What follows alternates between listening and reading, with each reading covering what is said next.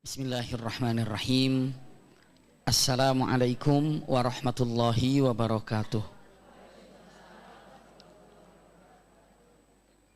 Innal hamdalillah nahmaduhu wa nasta'inuhu wa nastaghfiruhu wa na'udzu billahi min syururi anfusina wa min sayyiati a'malina. May yahdihillahu fala mudilla lahu wa may yudlilhu fala hadiyalah. Asyhadu an la ilaha illallah wahdahu la syarikalah taqriran bihi wa tauhidan wa asyhadu anna Muhammadan abduhu wa rasuluhu amma ba'du. Allahumma la sahla illa ma ja'altahu sahla wa anta taj'alul hazna idza syi'ta sahla.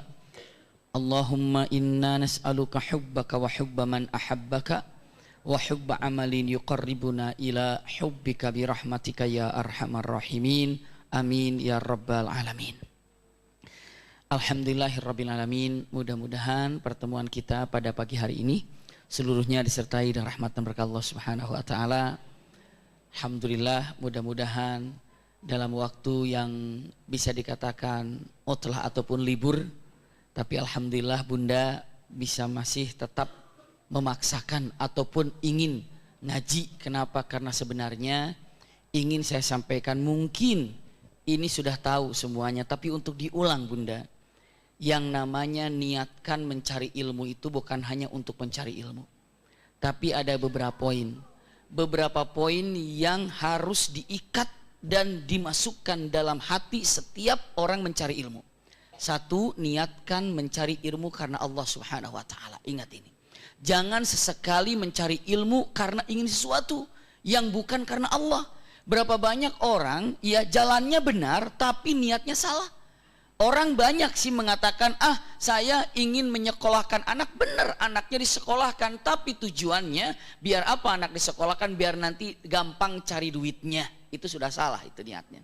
Jalannya benar, jalannya betul. Ya, jalannya betul disekolahkan, jalannya betul dikuliahkan, tapi niatnya salah. Kenapa? Biar anak gampang dapat kerjaan, biar anak dapat ijazah, biar anak nanti terhormat. Kadang-kadang begitu. Iya. Terkadang juga ada yang punten niatnya benar tapi bukan karena Allah dalam hati ini, tapi apa? Pegang baik-baik, ya Allah, saya mencari ilmu untuk melenyapkan dan menghilangkan, mengusir dalam pikiran saya ketidaktahuan atau ajal. Ini dia.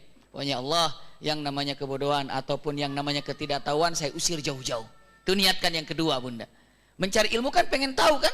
Dalam Al-Quran dikatakan hal yastawil ladzina ya'lamuna wal ladzina la ya'lamun. Apakah Anda ataupun apakah kita mengira tak sama orang yang berilmu dengan orang yang tidak berilmu? Apakah sama orang yang tahu dengan orang yang tidak tahu?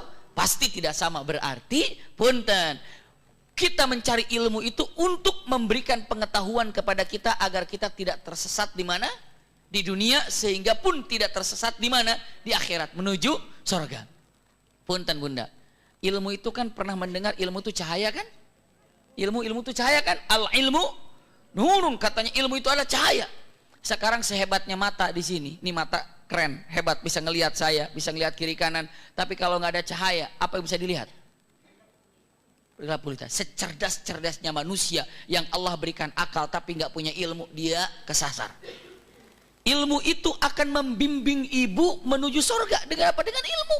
Sholat kalau nggak ada ilmunya nggak bisa.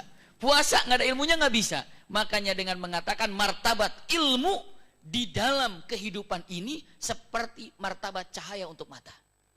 Ilmu juga adalah untuk menerangi kita. Dengan cara apa? Punten, ada basor dan ada basirah. Pernah dengar kan? Basor di penglihatan nih. Basirah itu mata hati kita ini.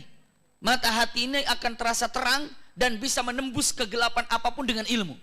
Dan mata ini pun bisa menembus ketika kita terang benderang. Ini dia basor, basirah. Niatkan saya mencari ilmu itu, tolong pegang baik-baik. Ya Allah, saya niat mencari ilmu untuk menghilangkan kebodohan yang ada. Benar, harus seperti itu. Niatkan, sudah niatkan demikian ya. Ketiga, niatkan mencari ilmu ini saya untuk menjaga syariat Islam agar tidak sirna di muka bumi ini. Sekarang siapa nanti akan melanjutkan pelajaran sirah nabawiyah ini kalau seandainya orang sudah melupakan sirah nabawiyah karena tidak ada ilmunya? Loh, kenapa? Karena tidak ada yang belajarnya. Siapa yang akan mengenang nama para sahabat? Ya para ulama. Lalu siapa? Yang diajarkan oleh para ulama. Terus diajarkan lagi. Maka agama ini akan tetap terjaga ketika banyak orang para pencari ilmu. Bisa dipahami bunda? Punten, kalau ulama wafat, yang hilang bukan ulamanya saja, tapi apa? Ilmunya hilang. Ilmunya sirna. Makanya musibah terbesar itu adalah wafatnya ulama. Ulama wafat, udah selesai. Makanya punten, tolong simak baik-baik. Ya Allah, saya mencari ilmu itu niat saya untuk apa? Untuk menjaga syariat Islam agar tidak sirna di muka bumi ini. Maka punten, ibu belajar hadis, ibu belajar tafsir, ibu belajar Quran. Bukan hanya sekedar itu, tapi ibu juga belajar sirah nabawiyah. Intinya apa? Saya ingin menjaga syariat Islam agar tidak sirna di muka bumi ini. Ada yang wafat, untung aja. Misalnya gini, begitu saya wafat, untung itu saya pernah belajar. Jadi apa? Saya waktu itu pernah mendengar ini dan ini dan ini. Apalagi di Rumil ini banyak kiai para ulama. Begitu ulama Rumil wafat, para kiai wafat, ibu dengan mengatakan, udah ditransfer Ustadz Fulan ke saya, Ustadz Fulan ke saya. Berarti ibu apa? Ilmunya banyak. Banyak nggak? Apa lupa semua? Oh lupa. Catat makanya. Iya, catat. Abi Maki saya nggak nyatat konsentrasi, tapi nanti pulang di rumah saya langsung buka YouTube-nya, Masya Allah. Tapi Abi Maki begitu saya buka YouTube-nya saya tidur biasa, gitu. Kasihan ya itu, muter aja, muter tidur, baru 5 menit tidur, udah ke 40 menit, pundurin lagi, tidur lagi, udah 30, mundur lagi, nggak selesai bunda. Maka daripada itu duduk rapi, siap untuk mencatat, catat, Masya Allah. Untuk menghilangkan ketidaktahuan, untuk menjaga syiar Islam, ya kan? Yang keempatnya, niatkan mencari ilmu untuk menjaga hujum, serangan dari orang-orang kafir yang tidak senang terhadap syariat Islam. Saya tanya, ayahanda bunda punten, orang kafir yang tidak senang terhadap Islam, kira-kira mereka belajar Quran nggak? Baca Quran nggak? Baca nggak ya? Mereka baca Quran, tapi bukan untuk memperkaya ilmunya, tapi untuk apa coba? Menyerang. Dia bilang, apaan itu? Rasulullah bilang saja, kalau dikatakan misalnya apa?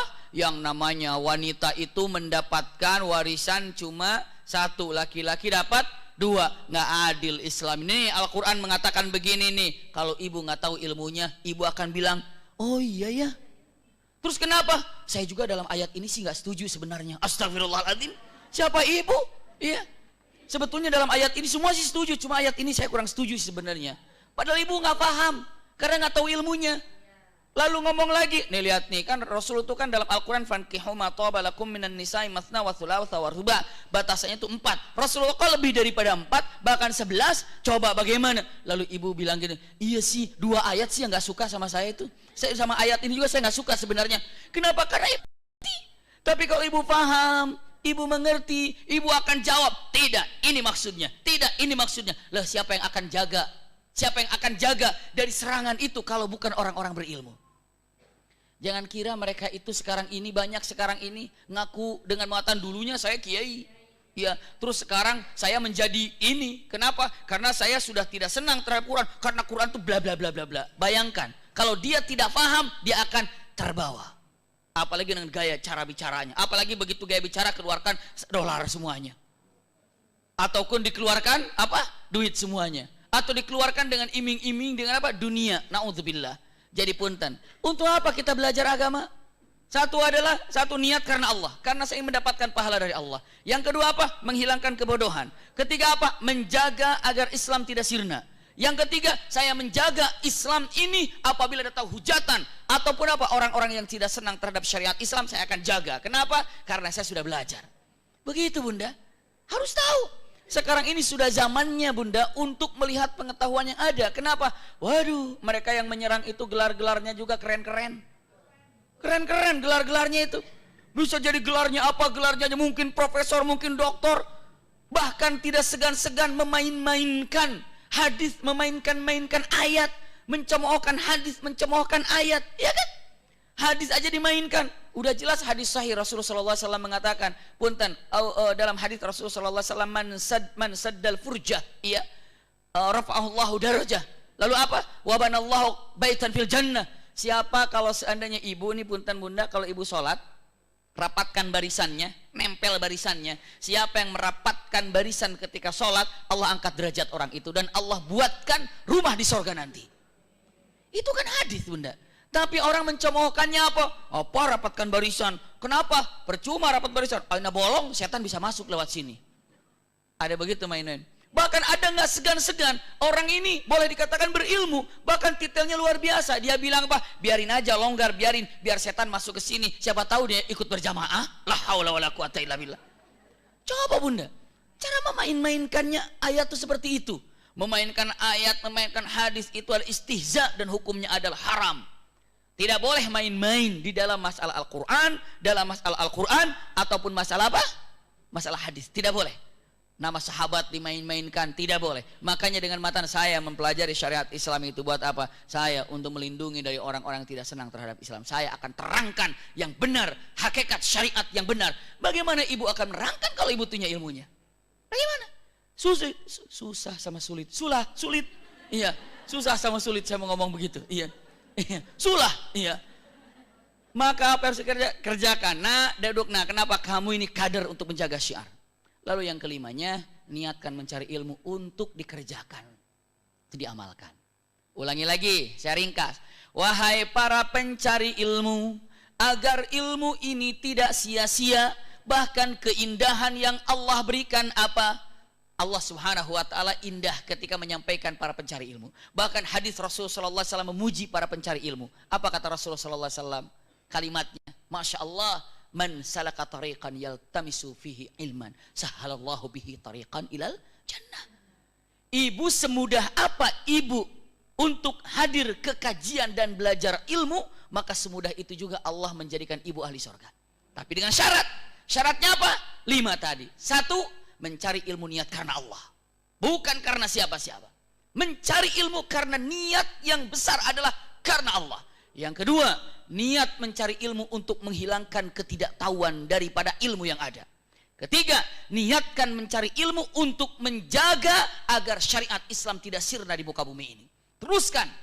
Yang keempat, mencari ilmu untuk apa? Menjaga syiar Islam yang mungkin orang-orang yang tidak senang terhadap Islam menyerang. Ataupun apa? Menuduhnya. Ataupun apa? Mengolok-oloknya. Kita tahan. Bagaimana kita menahannya? Caranya mencari ilmu. Lalu yang kelima, niatkan mencari ilmu untuk apa? Mengerjakannya. 5 poin ini, maka Allah akan mudahkan ibu bapak menjadi ahli jannah. Masya Allah, ilmu luar biasa.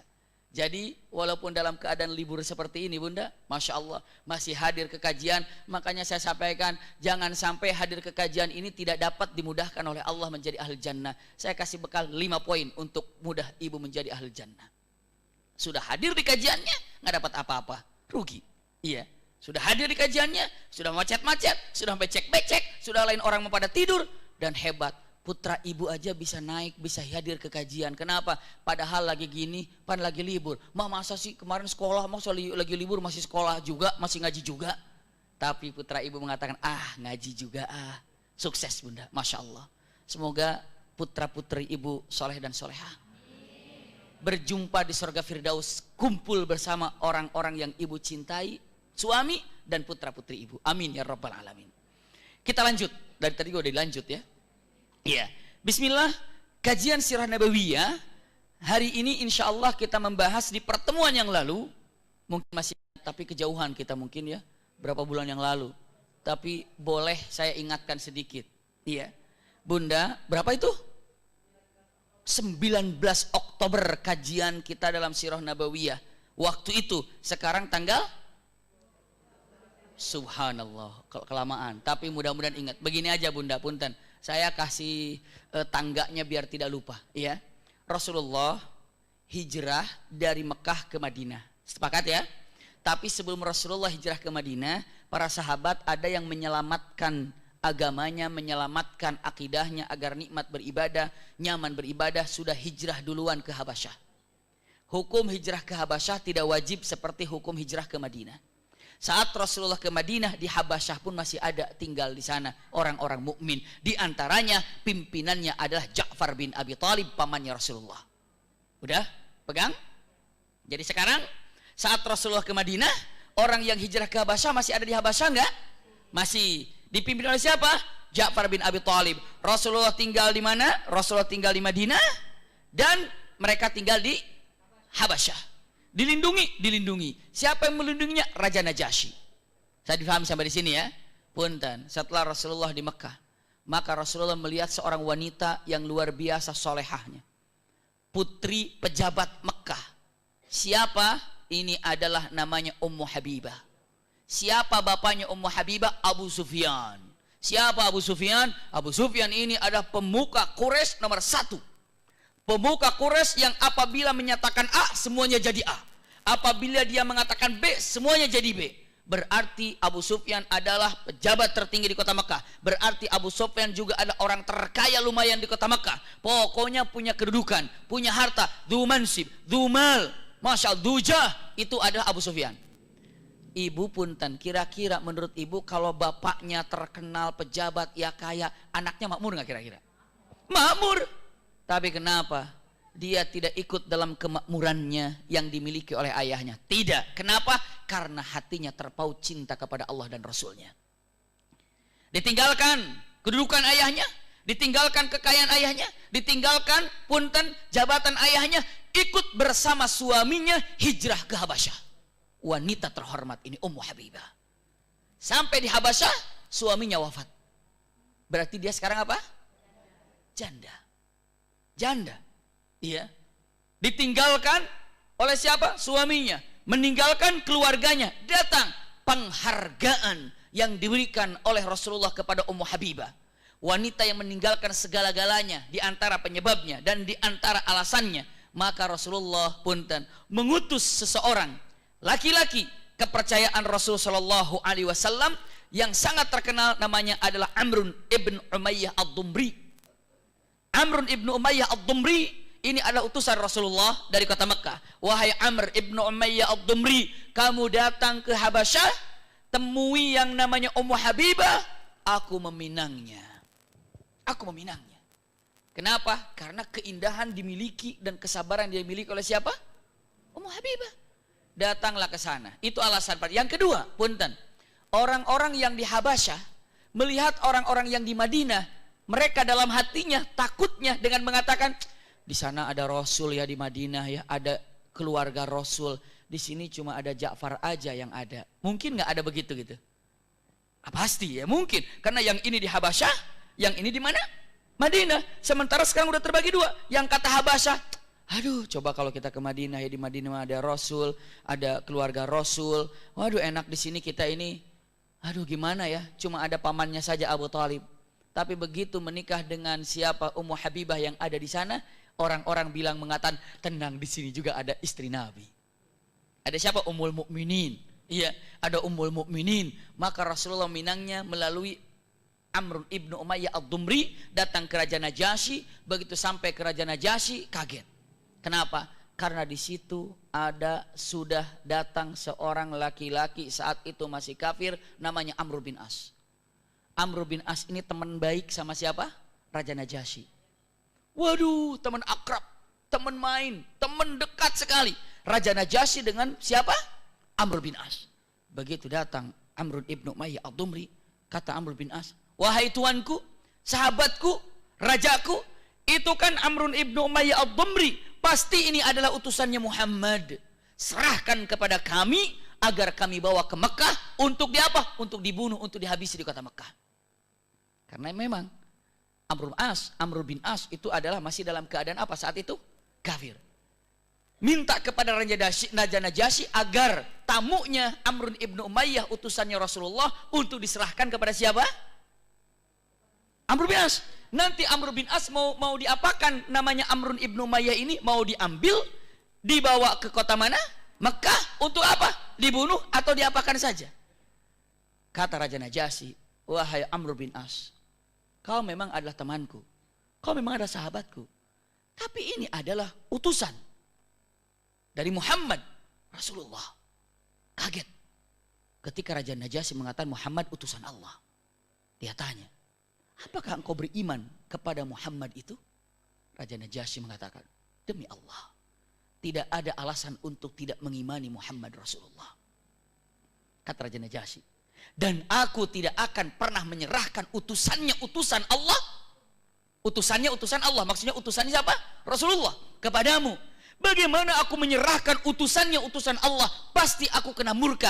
Ini Amrun ibnu Umayyah al-Dumri tidak akan pernah aku serahkan kepadamu. Karena ini ada utusan Rasulullah kepada aku. Lalu punten, Raja Najasyi memberikan nasihat kepada Amr bin As. Wahai Amr bin As, ingatlah bahwa di dalam Injil dikatakan begini, dalam Taurat begini, bla bla bla, diceritakan sampai benih tumbuh di dalam hati Amr bin As keimanan atas ajakan siapa? Raja Najasyi. Orang Arab dinasihati sama orang bukan Arab. Siapa? Raja Najasyi bukan Arab, Ethiopia. Tapi ada iman di dalamnya, memberikan nasihat kepada Amr bin As. Dan akhirnya Amr bin As masuk dalam hatinya keimanan. Dan sampai ke Mekah, setelah dari Najasyi, dia balik menuju kemana? Ke Madinah. Untuk apa? Menyerahkan keimanannya dan beriman dan mengatakan 2 kalimat syahadat. Masya Allah. Amr bin As masuk Islam dan kategorinya sahabat. Tapi yang menyarankan dan memberikan nasihat dan membukakan pintu hati Amr bin As, Raja Najasyi, tidak dikategorikan sahabat. Kenapa? Karena tidak jumpa dengan Rasulullah. Bisa dipahami Bunda? Kan saya pernah menyampaikan syarat sahabat itu kan? Insya Allah semua lupa kan? Iya. Ingat kan?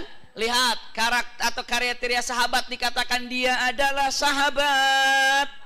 Kita dengar sahabat Rasul. Apa sih kriterianya? 1, hidup di zaman Rasulullah. Harus hidup di zaman Rasulullah Bunda. Kedua apa? Jumpa dengan Rasulullah. Ketiga apa? Iman pada Rasulullah. Yang keempat, wafat dalam keadaan iman. Itu sahabat.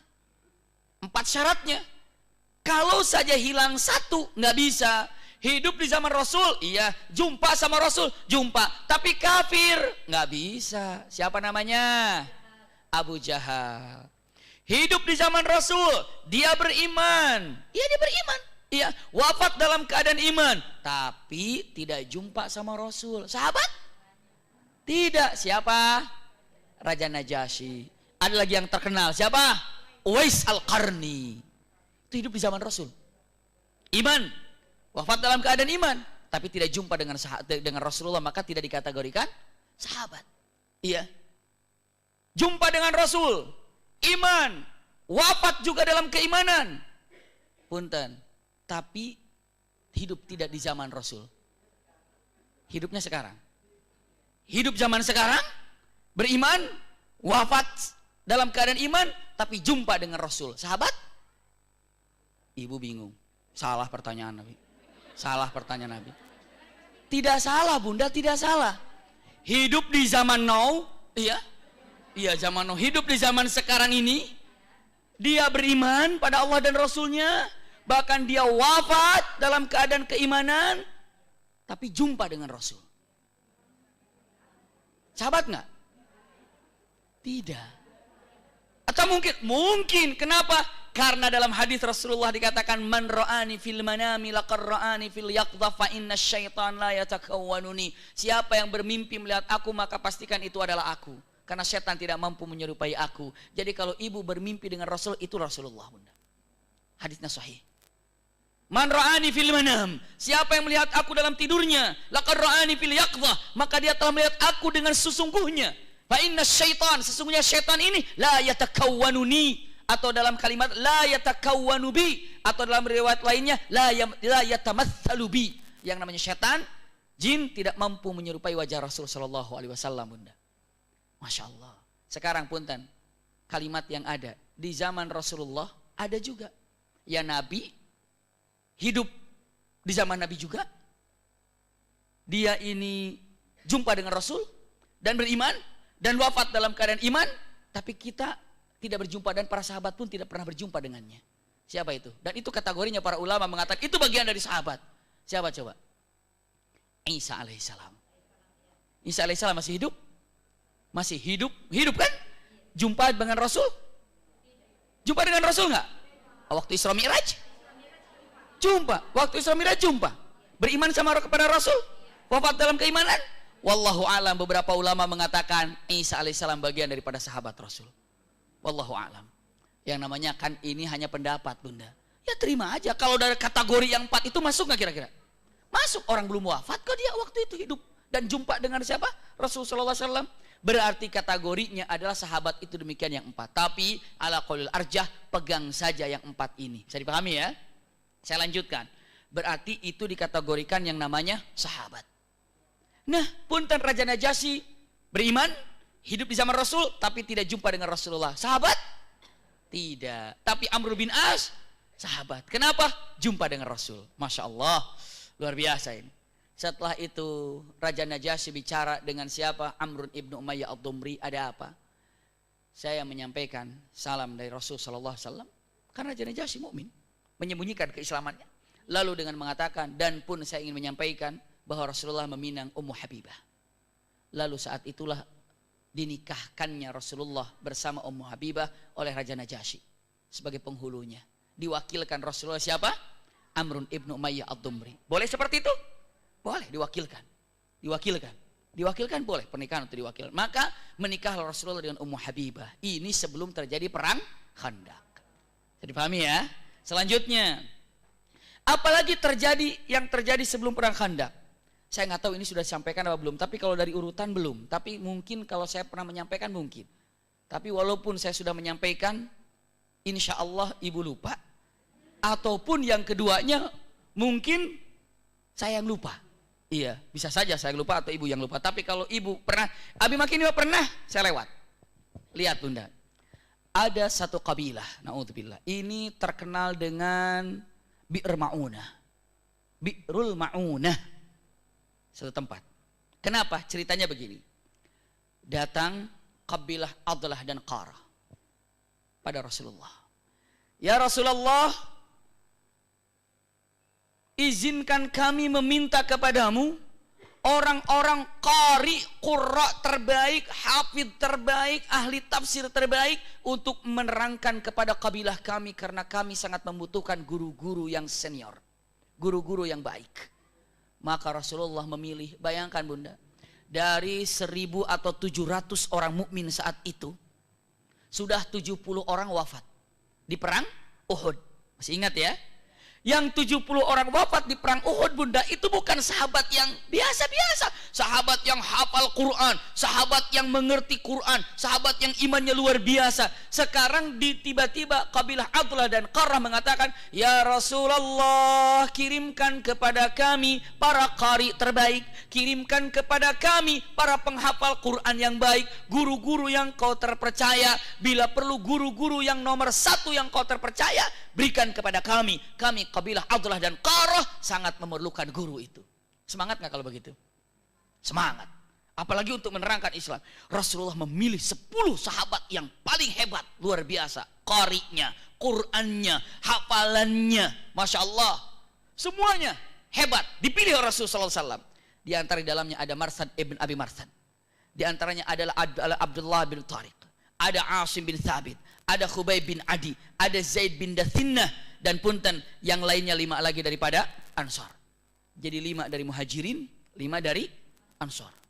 Terkenal. Ini kalau orang itu sudah faham. Dan ini adalah orang-orang qari terbaik. Luar biasa. Diserahkan oleh Rasulullah SAW. Dipimpin oleh para sahabat. Ada 10 orang. 5 dari Ansar, 5 dari Muhajirin. Kata Rasulullah, kalian semuanya berangkat ke Adlah dan Qarah. Bayangkan bunda.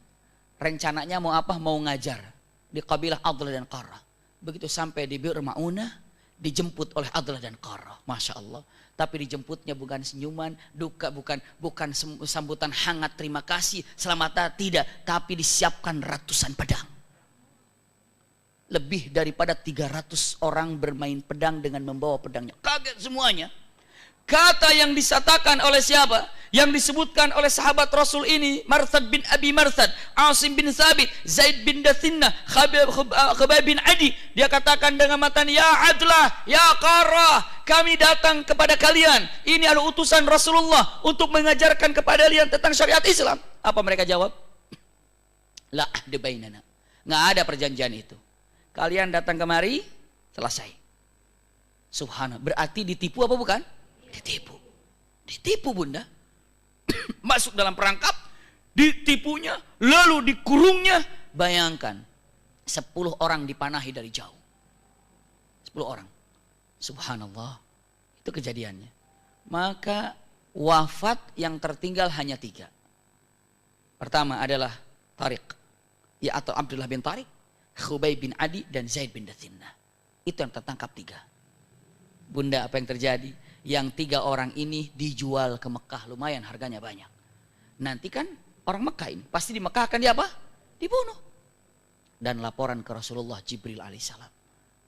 Wah, kira-kira apa yang terjadi? Baru 70 orang wafat qari terbaik ketika perang Uhud. Sekarang harus kehilangan 10 orang yang luar biasa. Ini Rasulullah pilih. Bagaimana kekecewaan Rasulullah. Tangisan Rasulullah sangat dahsyat. Disitulah Rasulullah setiap sholat kunut nazilah. Kunut. Masya Allah. Beberapa ulama mengatakan disitulah awalnya kunut nazilah. Ditipu. Dikhianati, dizalimi. Sekarang lagi rame-ramenya dan harus bunda. Punten ketika menyatakan daripada siapa itu? Siapa? Trump. Iya. Trump. Ya, Donald Trump. Menyatakan apa? Menyatakan apa? Kalau apa? Jangan-jangan ibu nggak tahu.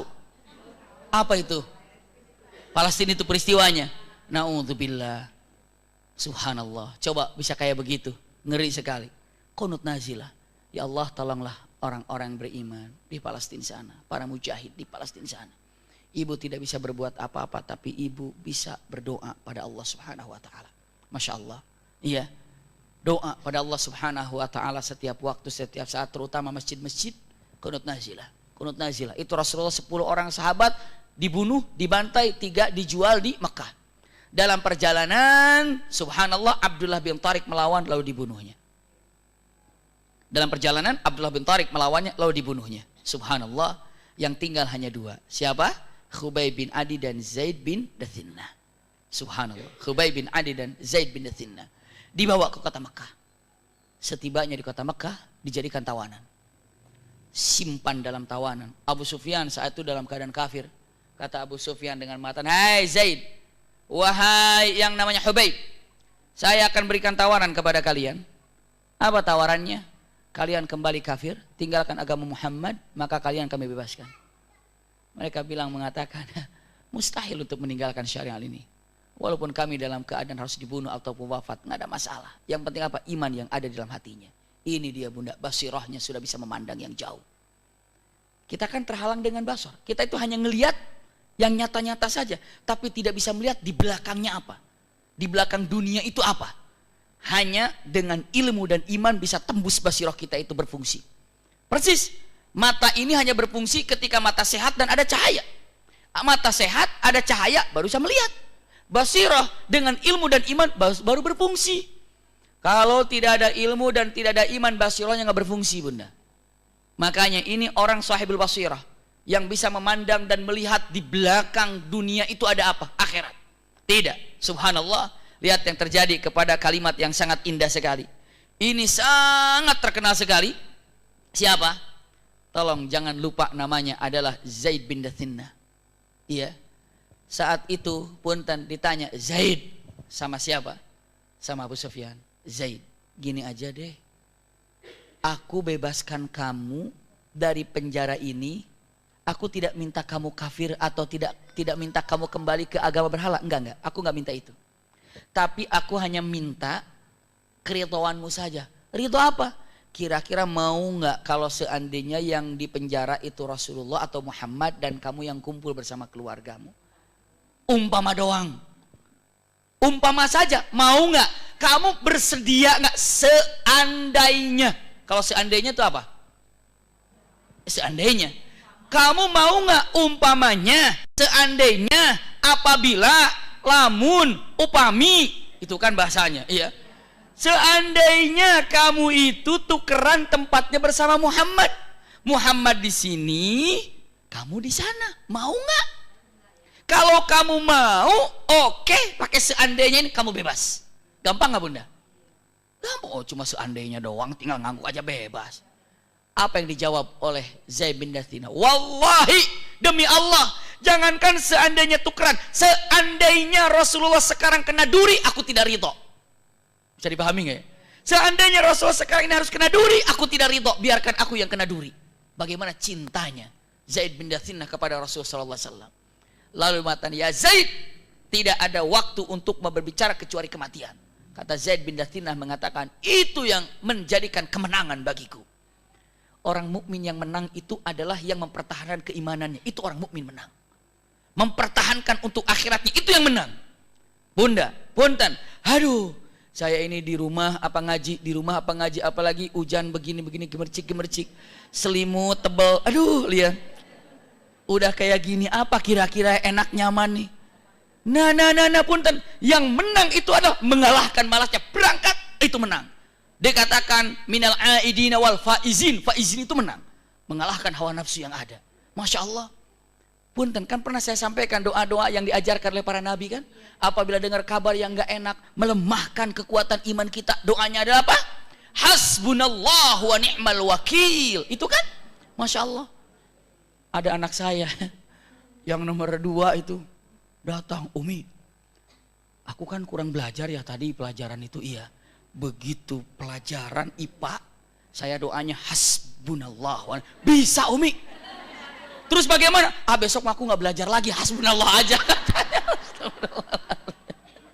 Pakai hasbunallah gitu. Astagfirullah. Jadi punten, kalau ibu bapak atau bunda lagi mau ngaji ini, melihat keluar, aduh hujan. Lihat teman, halo, di mana nih? Saya nggak ngaji. Telepon teman, ngaji nggak? Waduh macet. Ibu jangan bilang, Pak teman saya nggak ngaji. Enggak, astagfirullahaladzim. Langsung. Padahal ibu udah ditunggu oleh malaikat penunggu sorga di sini. Kata ibu, ini kan Kamis terakhir, besok kan libur kita kan, nggak ada kajian lagi. Mungkin ibu udah ngaji dari awal. Kata Allah, tunggu di Kamis tanggal 21, itu endingnya. Pilih orang-orang yang jadi ahli sorganya di situ ya, kamu tunggu di 22 pintu semuanya. Masya Allah. Begitu endingnya nggak datang. Tapi luar biasa ya, di sini masih ada aja luar biasa cintanya. Memang ibu punten, yang menyuruh ibu datang kemari itu siapa? Hati, dan Allah menggerakkannya. Bukan ibu yang hebat loh, tapi Allah hebat. Kok bisa Allah pilih ibu gitu ya? Kok bisa Allah tuh pilih ibu untuk datang gitu? Begitu datang ada malaikat absennya, datang Firdaus, Aden, Masya Allah.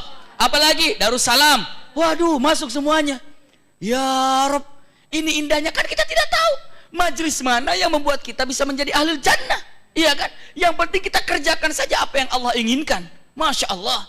Makanya kita sekarang ini tidak perlu dengan mengatakan punten, istilahnya apa? Pilih. Tidak. Tapi apa? Kajian majelis taklim, ikuti daripada gurunya Quran Sunnah, hadir. Masya Allah, indah sekali. Kenapa? Karena ini adalah mengangkat derajat kita. Masya Allah. Saya ulangi lagi. Zaid bin Dathinnah, dia bilang, mengatakan boro-boro punten, pindahan tempat. Seandainya pindahan tempat, jangankan seandainya Rasulullah kena duri saja, aku tidak ridha. Tidak ada yang pantas untuk muncul kematian. Fuztu, itu yang berarti aku menang. Kata siapa? Kata dia, itu berarti aku menang. Bisa melepaskan nyawa karena kecintaan kepada Allah, berarti itu menang. Masya Allah. Orang lain nyawa luar biasa. Kalau sudah berkaitan dengan sorga, bunda, apapun dunia nggak ada artinya kalau sudah berkaitan dengan sorga. Ibu kenal, saya sering menceritakan seorang sahabat Rasulullah, Abu Dahdah. Pernah dengar kan? Ya sudah, kalau gitu nggak usah saya teruskan lagi. Ulang lagi. Ayahanda bunda, siapa Abu Dahdah? Abu Dahdah ini adalah orang yang luar biasa. Kenapa? Simpan dan catat baik-baik, goreskan di dalam hati kita, jangan dilupakan.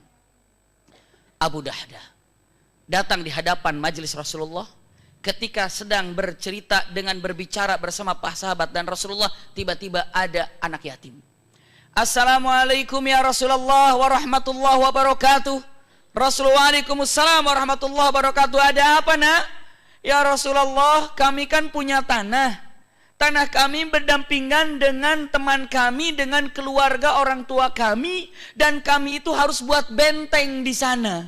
Tapi kalau kami buat benteng, di situ ada pohon tetangga kami, pohon kurma yang menghalangi benteng itu. Jadi saya mohon ya Rasulullah, izin untuk meminta kepada orang tersebut agar menyerahkan kurmanya untuk kami tebang. Memang hanya kurma saja dan berbuah juga tidak, karena perbatasan antara kami dan dia. Bisa dipahami ya? Tak izin. Punten. Sudah minta izin, ya Rasulullah sudah, tapi dia nggak ngasih izin. Panggil orangnya, dipanggil sama Rasulullah. Fulan, ridhokan pohon kurma itu untuk dijadikan pagar, karena ini di perbatasan. Untuk apa? Untuk dijadikan benteng. Enggak ya Rasulullah, tidak. Gini Fulan, jika kau berikan pohon kurma itu, maka Allah akan gantikan dengan pohon kurma di surga. Wah, dengan pohon kurma di surga? Dia bilang itu.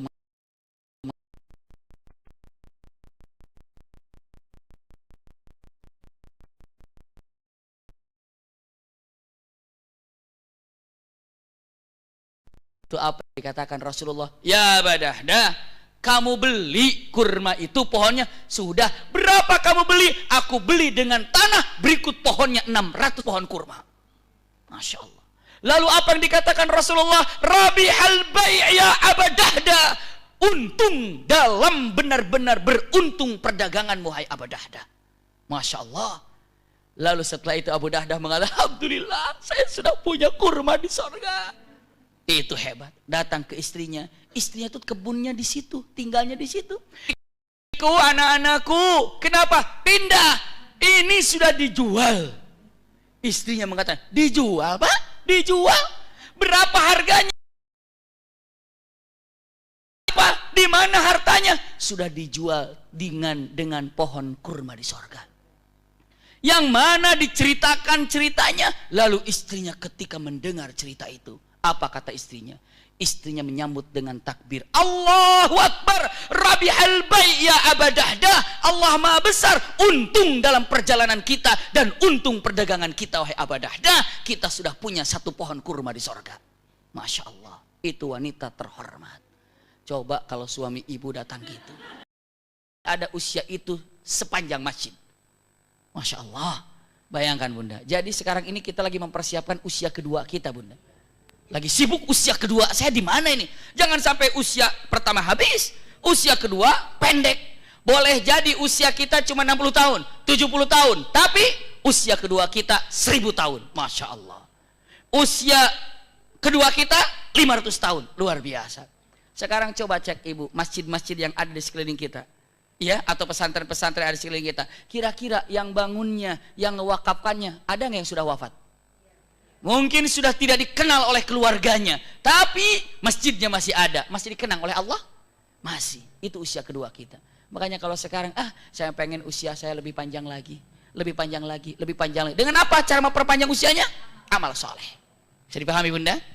Lalu dia katakan, ya Zaid, engkau tidak ada yang bisa aku tawarkan kecuali kematian. Fuztu, berarti aku menang kalau aku mati dalam masalah ini. Masya Allah. Lihat Bunda. Besok harinya Zaid bin Dathinnah diam. Lalu biasa ada seorang wanita yang suka kasih makan. Wanita itu kalau kasih makan bersama anak kecilnya. Anak kecilnya senang bercanda dengan siapa? Dengan Zaid bin Dathinnah. Padahal besok mau dipancung masih bercanda sama anak-anak. Masya Allah. Bayangkan aja, ini mah belum tentu dan bagaimana, stresnya udah duluan. Ditanya sama hakim aja nggak jawab-jawab. Diam aja, bisa jadi begitu tuh. Karena saking saking paniknya gitu ya. Stres gitu ya.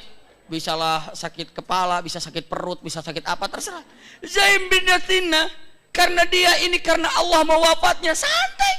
Iya, mau apa? Bercanda, ngobrol dengan anak ini, sampai punten-punten. Terakhirnya begitu ibunya pergi, anaknya dipanggil. Nah, ya, punya pisau nggak yang tajam? Si anak buat apa? Coba pisau yang tajam ya. Anaknya pergi cari pisau yang tajam. Buat apa pisau yang tajam itu? Merapihkan jenggotnya. Karena apa? Mau jumpa dengan Allah. Masya Allah. Merapihkan kumisnya. Merapihkan bulu-bulu yang mesti dirapihkannya. Kenapa? Besok mau jumpa dengan Allah. Ya Rab. Bersih. Setelah itu, nak silakan ambil lagi, terima kasih ya. Ibunya kaget. Kamu kasih pisau sama dia? Iya, buat nggak tahu. Begitu ditanya, untuk apa? saya ingin membersihkan tubuh saya karena besok jumpa dengan Allah. Masya Allah. Ini Zaid bin Dathinah melakukan hal seperti itu. Setelah itu apa? Begitu besoknya mau dipancung, mau dibunuh, Zaid bin Dathinah mengatakan, ya Aba Sufyan, izinkan saya sholat 2 rakaat. Sholat 2 rakaat, Allahu Akbar.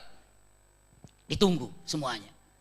Dan selesai sholat, apa kata Zaid bin Dathinah? Kata Zaid bin Dathinah dengan mengatakan ucapannya, wahai kalian semuanya, demi Allah kalau seandainya aku tidak takut kalian mengatakan kepadaku karena takut dibunuh maka sholatnya diperpanjang.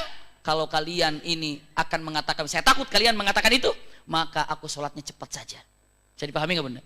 Kalau sholatnya dilama-lamain, orang bilang, mau dibunuh ketakutan diulur-ulur. Enggak.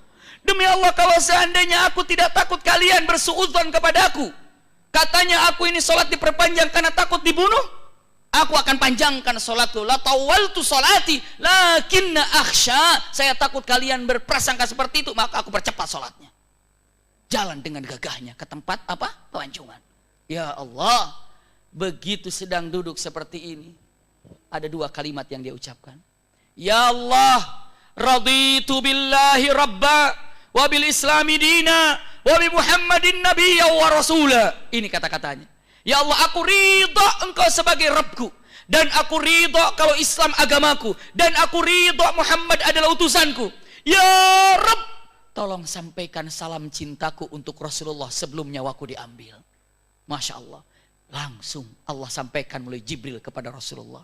Ya Jibril, sampaikan salam dari Zaid bin Dathinah untuk Rasulullah. Rasulullah sedang di Madinah. Kata Jibril, ya Rasulullah, ada salam dari Zaid bin Dathinah. Sekarang dia mau dipancung. Langsung Rasulullah jawab, alaikassalam ya Zaid bin Dathinah, mau'iduna bil jannah. Janji kita untuk jumpa di sorga. Masya Allah. Itu sudah janjian. Janji kita untuk dijumpa di sorga. Ya Rabb, disampaikan oleh siapa? Jibril. Zaid bin Dathinah siap untuk dipancungnya. Setelah itu Zaid bin Dathinah merunduknya. Lalu dia melihat orang-orang yang ada di depannya. Lalu dia katakan, Allahumma hsuhum adada waqtulhum badada wala tukhadir minhum ahada. Ini doanya. Rasa-rasanya bagus doa itu untuk dikembangkan dan untuk diucapkan saat ini. Untuk orang-orang Yahudi yang ada di tempat punten Palestina sana. Atau orang-orang yang merusak syariat Islam. Apa doanya? Sambil siap dipancungan, siap untuk diputuskan kepalanya, dia doanya sambil melihat, Allahumma suhum adada. Ya Allah, hitunglah jumlah mereka yang telah menyaksikan kematianku ini. Waqtulhum badada, dan hancurkan mereka dalam keadaan terpisah-pisah. Wala tubqi minhum ahada, jangan kau sisakan satu orang pun yang hidup yang menyaksikan aku mati sekarang ini. Punten. Tidak ada satu orang pun yang hidup yang menyaksikan kematian Zaid bin Dathinah kecuali semua wafat. Kecuali mereka yang Islam. Menyaksikan, dan punten, kata orang-orang di sana, tidak ada yang tidak ketakutan ketika Zaid bin Dathinah doa seperti itu. Allahumma hsuhum adada waqtulhum badada wala tubqi minhum ahada. Sekarang untuk Palestina sana kita doakan, Allahumma hsuhum adada. Ya Allah, hitunglah orang-orang Yahudi, orang-orang kafir, antek-antek Yahudi yang menghancurkan Palestina sana, dan sahabat-sahabat kita, keluarga yang di Palestina sana. Hitung yang telah menghancurkan keluarga kita di sana. Waqtulhum badada, pecah belahkan mereka, hancurkan mereka, wafatkan mereka secara terpisah, terpisah dari keluarganya, terpisah dari temannya. Wala tubqi minhum ahada, jangan kau sisakan satu orang pun yang hadir di antara mereka ataupun yang ada di tempat itu. Itu doanya. Bahkan Nabi Nuh alaihissalam doanya apa dalam Al-Quran? Apa katanya? Rabbi la tadar alal ardi minal kafirina dayyara. Ya Allah, jangan kau sisakan makhluk kafir satu orang pun hidup di muka bumi ini. Hancurkan semuanya. Maka Allah kirimkan apa? Air bah. Semua kerendam, mati semuanya. Hancur semuanya. Kita bisa melakukan kekuatan doa yang ada. Quran menggambarkan demikian. Zaid bin Dathinah menggambarkan demikian. Maka Zaid bin Dathinah wafat. Tapi salamnya sudah sampai ke Rasulullah. Dan punten, Zaid bin Dathinah sudah demikian doanya. Apa yang dilihat? Pertama, sunnah bagi orang yang mau dipancung. Untuk apa? Sholat 2 rakaat. Itu baik. Ibu nanti kalau mau jangan. Iya, kalau ada orang yang mau dipancung, ibu mau dipancung lagi. Kalau ada orang dipancung punten, suruh sholat 2 rakaat. Setelah itu apa? Punten. Setelah itu tobat pada Allah. Sebelumnya tobat. Setelah itu apa? Lakukan sholat 2 rakaat. Seperti Umar Mukhtar dulu. Masya Allah. Umar Mukhtar ini adalah pejuang yang luar biasa. Itu punah sholat 2 rakaat. Setelah apa? Dipancung ataupun digantung. Yang keduanya, punten, doa Zaid bin Dathinah masyru', silahkan untuk doa apapun. Ketika orang-orang kafir yang sekarang ini melakukan punten semena-mena terhadap orang-orang mukminin mukminat. Wah, ngeri kalau sudah doa demikian. Ibu guyur, hujani Palestina itu dengan doa-doa kita. Tidak ada yang bisa membendungnya. Ibu tadi subuh sudah berdoa untuk Palestina? Belum? Oh, kumaha tuh? Wallahi la yu'min. Rasulullah, demi Allah tidak sempurna imannya. Demi Allah tidak sempurna imannya. Demi Allah tidak sempurna imannya. Siapa ya Rasulullah? Mereka yang tidak pernah memikirkan kesulitan orang mukmin. Coba bunda, bangun tidur, ya Allah Palestina, doa. Mau makan, ya Arab Palestina, nggak bisa makan dengan nyenyak. Mau tidur, ya Arab Palestina. Mau belanja, aduh Palestina yang ini aja deh saya mah. Buat Palestina, Masya Allah. Aduh ini buat Palestina, buat Palestina. Kayaknya nggak ngaruh buat kita mau Palestina, mau apa, terserah. Ingat itu saudara kita. Punten, tidak termasuk orang beriman kalau tidak pernah memikirkan saudara mukmin dalam sehari. Ibu punten, mulai saat ini setiap habis zuhur doa untuk Palestina, setiap sholat asar doa angkat derajatnya. Kenapa? Karena punten, Rasulullah mengatakan, kamakal, peperangan yang akan terjadi Jundun bil Irak. Nanti ada peperangan di Irak. Sudah? Di Irak sudah, betul. Jundun bil Yaman, sudah terjadi di Yaman. Jundun bil Syam, dan Syam itu adalah Syam, Palestina, Syam, Syria juga Palestina, ya. Lalu mengatakan wa Jundun bil Syam, dan punten peperangan berada di Syam. Sahabat mengatakan, ya Rasulullah, kalau seandainya kami hidup di zaman itu, kepada siapa harus beriktijah? Kepada siapa saya harus konsentrasi? Rasulullah mengatakan, alaikum bis Syam, Anda harus konsentrasi ke Syam. Karena di situ adalah sumber daripada kebaikan yang terjadi nanti di dunia. Masya Allah, Syam luar biasa bunda. Sekarang ibu sudah sepeduli apa dengan Syam ini? Saya mau puasa Senin Kemis. Kenapa? Maghribnya pas azan saya khusus puasa ini, khusus untuk mendoakan apa? Syam. Masya Allah. Coba bunda, biar iman kita dikatakan sempurna. Saya dipahami bunda ya? Saya lanjutkan, ini kejadiannya sampai ke Rasulullah, sampai sedih Rasulullah. Kenapa? 10 sahabat wafat. Pada itu sahabat pilihan. Rasulullah kunut nazilah. Ya, kunut nazilah, kunut nazilah. Maka punten ini disebut dengan kejadian Bi'r Ma'unah. Apa bunda? Bi'rul Ma'unah. Ini terjadi daripada Bi'rul Ma'unah. Selanjutnya, dari kejadian itu apa yang terjadi? Orang-orang Yahudi, ya bunda, orang-orang Yahudi yang dipimpin pastinya oleh Salam ibnu Mushkim, ya, bukan hanya sekedar itu, tapi apa? Apalagi dipimpin oleh Kinanah ibn Abi Huqaiq, juga dipimpin oleh Huyai bin Akhtab. Mereka ini mencoba mengumpulkan orang-orang Yahudi. Untuk apa? Menyerang Madinah. Jadi dalangnya itu Yahudi. Dalangnya Yahudi, pimpinannya 3. Salam ibn Mushkim, lalu Kinanah ibn Abi Huqaiq, lalu Huyai bin Akhtab. Ini adalah punten 3 pentolan Yahudi. Mereka berpikir, kita kumpulkan saja orang-orang Yahudi semuanya. Yahudi itu kecil-kecil juga ada yang tidak tinggal di Khaybar. Lalu mereka kumpulkan, dan mereka kumpulkan orang-orang Arab yang membenci Rasulullah. Termasuk punten Salam ibn Mushkim datang ke Mekah. Jumpa dengan Abu Sufyan. Ya Abu Sufyan, kami punya ide bagus, cemerlang. Bukankah engkau Abu Sufyan sangat membenci Muhammad? Iya. Dia bilang apa? Kami akan menyerang kota Madinah. Semua Yahudi. Jika engkau ikut berpartisipasi untuk membantu kami, maka kita akan menjadi kekuatan yang full. Kekuatan dahsyat. Apa kata Abu Sufyan? Saya akan ikut bergabung dengan kalian dengan satu pertanyaan saja. Kalau pertanyaannya itu membuat saya gembira dan cukup puas, saya ikut. Kata Abu Sufyan. Apa? Abu Sufyan bertanya, menurutmu, kau kan punya nabi yang namanya Nabi Musa. Kau kan punya catatan kitab Taurat. Jujur saya tanya, menurutmu mana yang lebih bagus? Agamaku, maksudnya agamaku itu agama berhala atau agama Muhammad? Apa dibilangnya oleh orang-orang Yahudi ini? Salam bin Mushkim. Nggak usah ragu-ragu. Agama berhala lebih benar dan lebih keren daripada agamanya Muhammad. Padahal dia sendiri tahu. Bang, jangankan dibandingkan dengan agama Muhammad.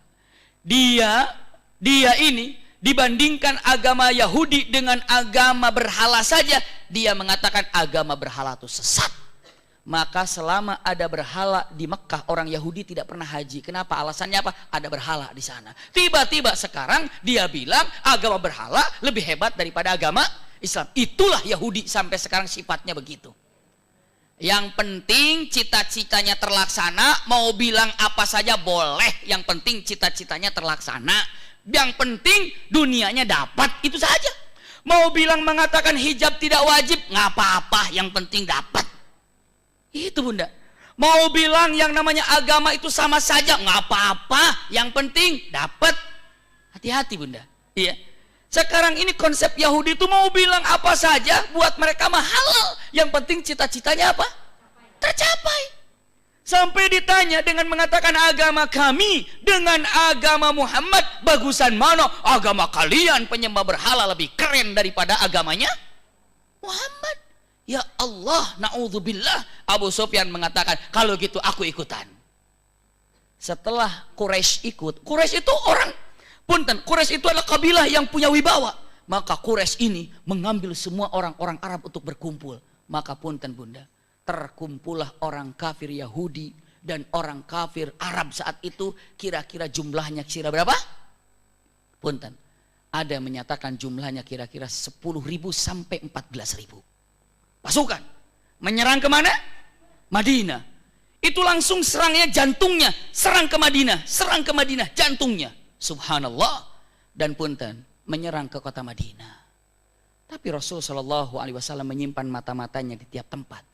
Begitu berkumpulnya orang-orang kafir, kira-kira 14.000 atau 10.000 sampai 14.000 menyerang kota Madinah.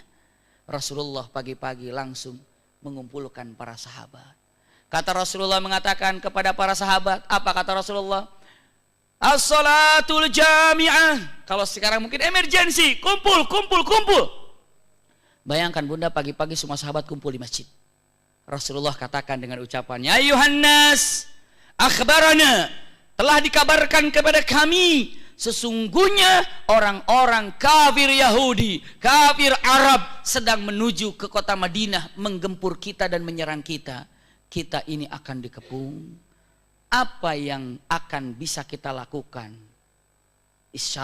Istasyiru. Artinya apa? Musyawarah dengan kami. Ayo berikan musyawarah atau berikan ide kepada kami apa? Diserang dari setiap penjuru. Maka di situ yang namanya Salman Al-Farisi dia bilang, ya Rasulullah, kunna fi Faris. Kami di negeri Faris. Khusirna khandakna alaina. Kami di Faris kalau kami dikepung kami bikin khandak. Kami kalau dikepung kami bikin khandak ya Rasulullah. Khandak itu apa? Parit. Parit. Rasulullah katakan kerjakan untuk penggalian parit. Subhanallah bunda. Langsung dikerjakan oleh para sahabat di bulan Ramadan saat orang kafir berjalan. Rasulullah langsung buat parit dengan para sahabat siang malam tanpa berhenti bunda. Masya Allah. Abi Maki paritnya pendek, nih biar tahu saja. Dengan berbeda pendapat para ulama namun tanpa mengurangi rasa perbedaan pendapat yang ada. Ini pastinya adalah punten, bersandar kepada berbagai macam pendapat. Bunda yang berbahagia, paritnya itu panjangnya berapa? Paritnya itu panjangnya sekitar 5 kilo. Panjang gak tuh? Terbentang 5 kilo. Yang kedua, paritnya itu dalamnya berapa meter? Dalamnya kira-kira 4 meter. Kurang sedikit 3 meter 7,5 3 meter 75 ataupun 4 meter dalamnya bunda. Dalamnya. Lalu pertanyaan lagi, lebarnya berapa meter kira-kira? 4 sampai 5 meter lebarnya. Panjang enggak tuh kira-kira? Kenapa? Agar kuda tidak bisa loncat. Lalu punten galiannya disimpan di arah Madinah. Bisa dipahami enggak bunda? Jadi misalnya ini parit nih, saya gali, ini saya Madinah nih, saya gali, diarahkan ke simpan Madinah, simpan di Madinah, jadi bolong di sini, dalamnya 4 meter, panjang 5 meter, jadi kuda tidak bisa loncat. Bisa dipahami bunda? digali siang malam, siang malam, siang malam. Masya Allah. Dan waktu itu dalam keadaan puasa, dalam keadaan bulan Ramadan. Para sahabat sip mainnya, sip-sipan. Yang siang, yang malam, yang siang, yang malam. Nggak berhenti, digabung. Punten di di grup. Ini sekian, yang ini di sini, yang ini di sini, yang ini di sini. Hampir terbentang 5 kilometer. Masya Allah, itu para sahabat perjuangannya, Bunda. Ingat. Makanya dibandingkan perjuangan dengan para sahabat dengan kita, nggak ada apa-apanya. Para sahabat menggali parit luar biasa. Subhanallah, kita menginjak gas aja males. Iya. Cuma tinggal digituin aja males. Tinggal begini ke angkot aja susah. Tinggal celek di motor aja susah. Tinggal celek gitu.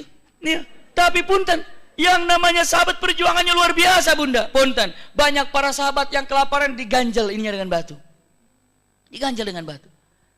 Mereka tengah mengatakan, aduh saya sudah diganjel batu 2 nih. Begitu ngeliat Rasulullah sudah 3 batu di sininya. Mengganjalnya.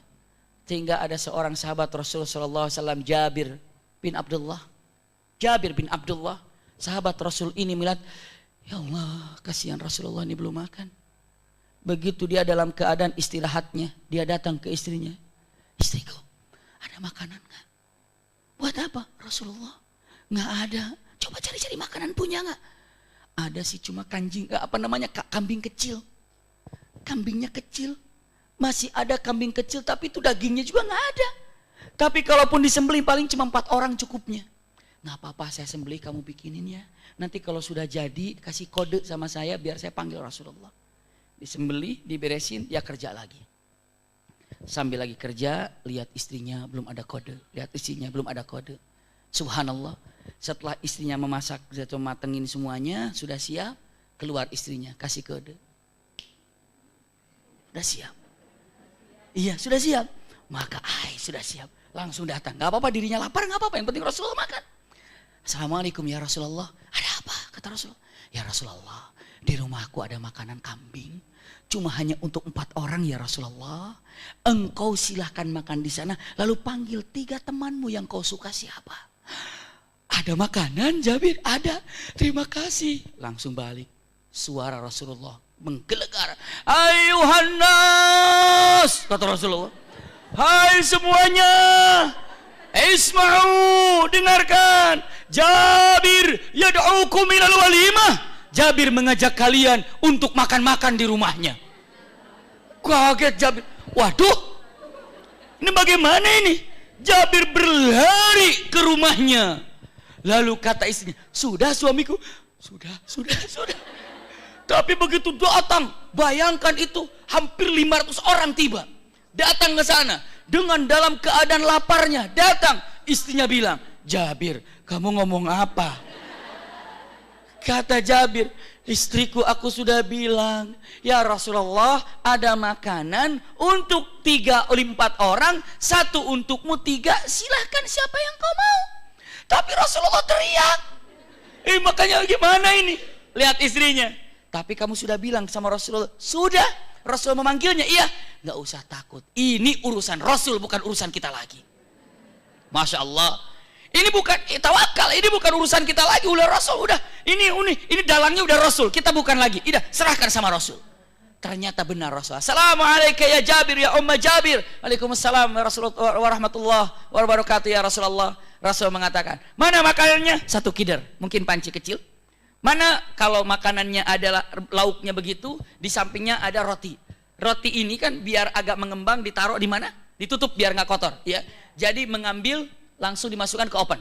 Motong langsung ke oven. Ini roti cuma untuk 4 orang. Daging cuma untuk 4 orang. Rasulullah bilang, tunggu, la tuharrik bihil kadra. Jangan digerakkan kidarnya, jangan diturunkan. Tutup ajin. Ajina itu artinya apa? Adonan. Maka punten Rasulullah berdiri berdoa. Masya Allah, 1 orang semua antri, 1 orang ngambil daging, trik gitu kan? Antri, 1 orang lagi naro namanya apa? Roti masukkan ke oven, ke furun disebutnya kalau bahasa Arab, masukin ke oven. Ini tapi tertutup, tetap tertutup dengan kain, lemparin, dilemparkan. Semua yang 500 orang itu makan. Masya Allah, itu mukjizat. Mukjizat takthirut ta'am, memperbanyak makanan. Selesai Rasul berdoa. Selesai semuanya tuntas. Tidak ada seorang pun sahabat kecuali mengendorkan tali perutnya. Saking apanya? Kenyang. Saking kenyangnya, barokah daripada Jabir ini. Begitu turun, Masya Allah bunda, selesai, Rasulullah mengatakan, tinggal aku sekarang yang belum makan. Rasulullah terakhir makannya. Itu pimpinan yang benar. Ini silakan makan, silakan. Makanan rajanya udah makan, pimpinannya udah makan, masyarakatnya masih antri cari bungkusan. Astagfirullahaladzim. Ini kan terjadi bukan di kita ini, cuma di kita mengikuti dari negeri orang aja. Iya, subhanallah. Kalau ngikutin dari Islam tidak. Silakan, silakan. Rasulullah, tinggal aku yang belum makan. Rasulullah makan dengan Abu Bakar dengan beberapa sahabat. Begitu semua sudah pulang, tinggal Jabir dan istrinya belum makan. Kata istrinya, Jabir masih tetap dagingnya. Dilihat, ini juga masih tetap apa namanya? Rotinya. Barokah. Masya Allah. Coba bunda, rasakan seperti keberkahan yang ada. Dengan keikhlasan yang luar biasa. Nyaman, nikmat. Itu terjadi kepada siapa? Rasulullah SAW bersama siapa? Jabir. Jabir itu siapa? Jabir itu sahabat Rasulullah. Punya siapa? Punten. Ayahnya Jabir, unik lagi. Abdullah, punten. Ayahnya Jabir itu adalah yang terkenal dengan Abu Jabir, tapi nama aslinya itu adalah Abdullah. Iya, tapi terkenal dengan Abu Jabir. Jabir ini punya keluarga 10. Beliau adalah yang paling besar. Yang 9 itu adik-adiknya adalah perempuan. Tapi Abu Jabir ingin mati syahid di medan perang. Tapi bagaimana anak-anaknya masih kecil yang perempuan. Dan dia pun sudah tua dan kakinya pun a'raj, pincang. Dipanggil malam-malam, ya Jabir sini, aku ingin sesuatu darimu. Ingin apa? Aku ingin wafat mati syahid, kayaknya besok aku mati syahid ini. Tapi tolong ya jaga adik-adikmu ya. Jabir 9 perempuan, gimana jaganya? Lalu dia bilang, ayah silahkan kalau mati syahid ala barakatillah. Biar adik-adikku aku yang menjaganya. Wafat Abu Jabir dalam mati syahidnya. Punten atas doa ayahnya, Jabir ini menjadi orang yang kaya di kota Madinah. Dapat menghidupi adik-adiknya yang 9 ini. Bahkan tidak ada satu orang pun yang diajak bicara dari semua syahid kecuali Abu Jabir. Begitu wafat mati syahid di perang Uhud, Allah tanya, wahai Abu Jabir, tamanni. Wahai Abu Jabir, kamu minta padaku apa yang kau inginkan? Bayangkan orang mati syahid ditanya oleh Allah. Langsung Allah bertanya, hai Abu Jabir, minta kau mau apa? Ibu bapak tahu Jabir bilang apa? Bapaknya Jabir bilang apa? Ya Rab, aku ingin balik ke dunia lagi. Ditanya oleh, loh kenapa kamu ingin balik ke dunia lagi? Aku ingin balik ke dunia lagi dan aku ingin wafat seperti mati syahid yang kemarin. Betapa enaknya mati syahid itu. Itu kata Jabir. Kata Abu Jabir, betapa nikmatnya, lepasnya ruh, lepasnya nyawa ketika mati syahid itu enak sekali. Coba bayangkan Bunda, bagaimana itu?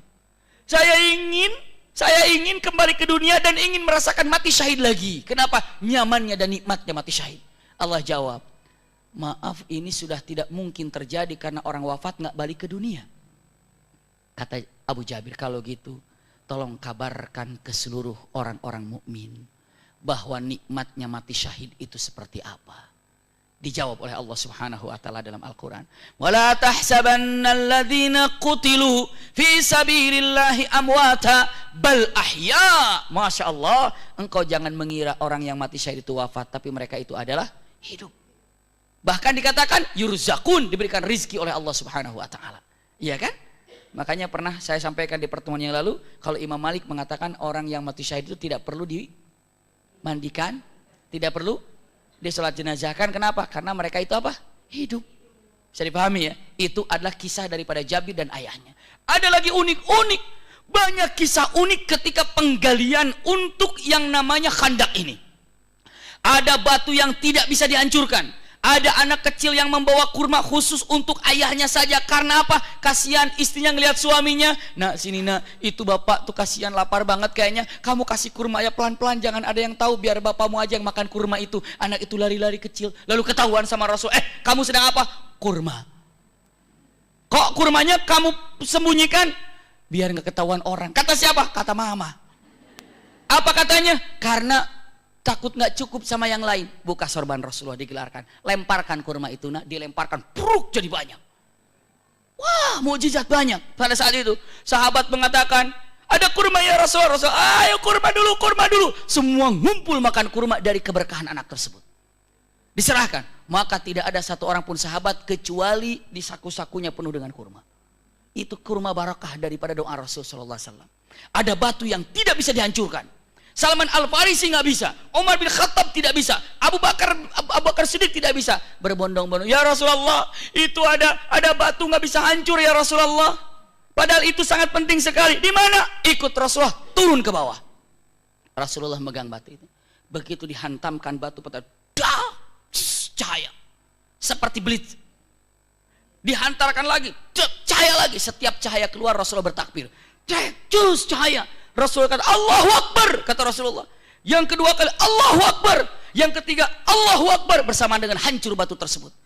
Para sahabat bertanya, ya Rasulullah, cahaya apa tadi? Rasul bertanya, kalian melihat cahaya itu? Lihat ya Rasulullah, demi Allah itu adalah kabar gembira dari Allah kepada kita. Cahaya yang pertama maknanya ini, cahaya kedua maknanya ini, cahaya ketiga maknanya ini. Makna yang tiga ini indah sekali. Apa makna yang tiga cahaya itu? Insya Allah Januari kita lanjutkan. Insya Allah Bunda, iya. Insya Allah Januari kita lanjutkan. Mohon doanya. Insya Allah sehari Ahad bersama Umi Maki mau melaksanakan umroh. Mohon doanya semoga umrohnya lancar dan mabrurah. Pastinya didoakan untuk Bunda semuanya. Tidak lupa untuk jamaah yang Masya Allah ingin mendapatkan ridho Allah Subhanahu Wa Taala. Pastinya semoga Bunda dan keluarga Bunda yang belum sempat umroh atau haji, segera Allah mudahkan untuk bisa melaksanakan ibadah haji dan umroh. Amin ya Rabbal Alamin. Ini ada apa nih? Meminta doa untuk korban gempa di Ciamis yang kemarin itu ya, malam di Tasik juga. Tapi ke Depok saya nggak ngerasain, pada waktu itu belum tidur, saya masih lagi belajar. Jam 12 kurang seperempat itu saya nggak. Tapi di daerah Jakarta sebagian kena ya, saya nggak merasakannya ya. Minta doanya untuk korban gempa di Ciamis, wafat Ibu Hajah Dede Lutfi. Ini korban gempa Ciamis ya? Ada keluarganya di sini berarti? Iya, semoga keluarganya diberikan kesabaran. Wafatnya Ibu Hajah Dede Lutfi, Bapak Haji Lutfi. Oh ini dia, oh yang pertama ini minta doanya untuk korban gempa di Ciamis. Semoga Allah berikan kenikmatan buat mereka adalah sebagai mati syahid. Lalu doa untuk Bapak Lutfi yang sedang operasi patah pundak. Ya Rabb, semoga Allah sembuhkan. Bapak Ajat dalam keadaan masih koma, semoga Allah mudahkan dan berikan yang terbaik untuk beliau dan keluarganya, juga diberikan kesabaran. Dan yang wafat Ibu Hajah Dede Lutfi, semoga yang didoakan ini diberikan oleh Allah Subhanahu Wa Taala. Yang sakit diberikan kesembuhan, yang wafat diterima iman Islamnya, diangkat derajatnya, dijadikan wafat husnul khatimah. Dan yang mendoakannya, khususnya kita yang hadir di tempat ini, Allah berikan kenikmatan lahir dan batin, kesuksesan dunia akhirat, wafat dalam keadaan husnul khatimah. Rabbana taqabbal du'aana ya karim, Allahumma stajib du'aana ya rahman, Rabbana atina fid dunya hasanah wa fil akhirati hasanah wa qina adzabannar. Subhana rabbika rabbil izzati amma yasifun wa salamun alal mursalin walhamdulillahi rabbil alamin. Jazakumullah khair ala husni istimaikum lakum minni al-hubbu wa du'a. Wassalamualaikum warahmatullahi wabarakatuh. Sama-sama Bunda kita tutup dengan kafaratul majlis. Subhanakallahumma wa bihamdika asyhadu an la ilaha illa anta astaghfiruka wa atubu ilaika walhamdulillahirabbil alamin.